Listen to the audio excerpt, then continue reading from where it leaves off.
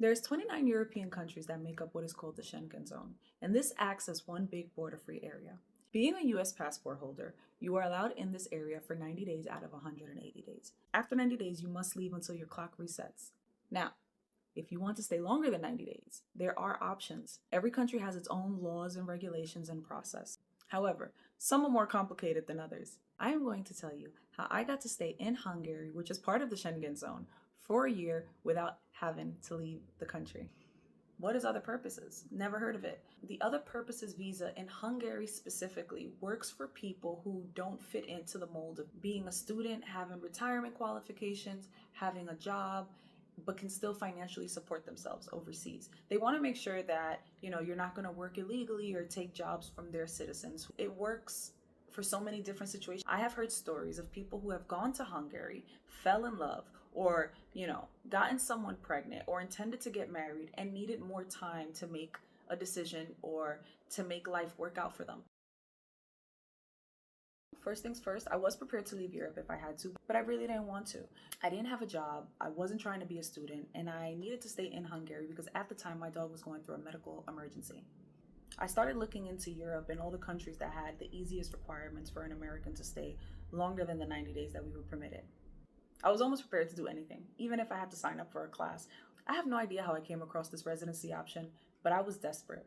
So, the first things first, I chose the country, Hungary or Romania. One of those I was going to stay in. Hungary was the better option for me. I knew people there at the time and I was getting really used to it. So, and I know that medical treatment is a really popular option amongst expats desiring to stay in a country long term. So I looked into medical treatments. However, I didn't have a need for medical treatment, so I went and I signed up to get braces. Come to find out, many countries offer this.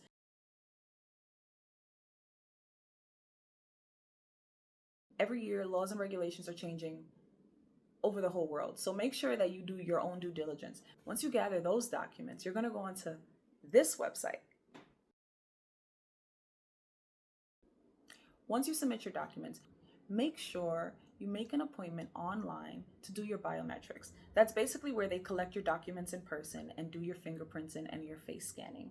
It is a very simple process. I think I was in and out within like an hour, 2 hours max. But I do remember I went early in the morning, and I could be wrong when I say this, but I think it's only certain hours that they do the biometrics. They are open to walk-ins, but I think obviously the wait would be a little bit longer. So it's always just better to make an appointment. You don't want to go into these places, not have your documents, not have an appointment, not know what's going on, and then possibly get your application canceled or risk having to do the whole thing all over again, right? So just make sure you have every single document that you submitted, you have it in original form when you arrive. When you arrive, they do want original copies. They give you a temporary card. That temporary identification card is what you are going to use if you get stopped by any law enforcement. It pretty much gives you permission to be overstaying your 90 days until your application is processed and you are approved or denied. As far as I am concerned, and I could be wrong, please do your own research. If you are denied, they will send you an email or a letter to the address that you put on file, and they will give you a certain time frame to leave the country. You won't have to leave the date of. They give you a reasonable time frame to leave the country if you are denied for any reason.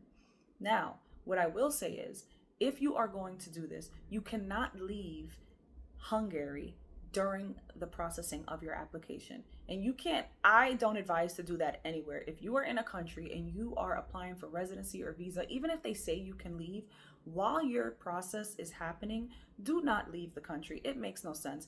Don't sabotage yourself like that. It's not worth it. Just wait till you're approved so you can travel freely, right? So in Hungary, even though Hungary is part of the 29 countries that I spoke about, the Schengen zone, you're not allowed to leave. For whatever reason, you're not allowed to leave until your application is processed, and that's understandable. So there you go. Pay attention to that account. Pay attention to that email, and you can track the process of your application on the actual website. It's the coolest thing ever.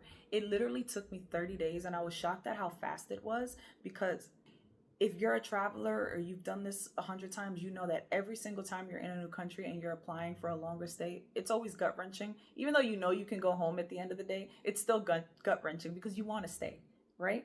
Make sure you're following all the rules. Stay out of trouble. Don't get too drunk while you're waiting. Now, I lived in Budapest, and Budapest is a party town, but I made sure to stay inside as much as I can during the processes of my application. I really do not want to risk my stays in these countries. And there you have it. I was in Budapest for a year after that. After Budapest, I moved to Poland, and I'll share that in the next video.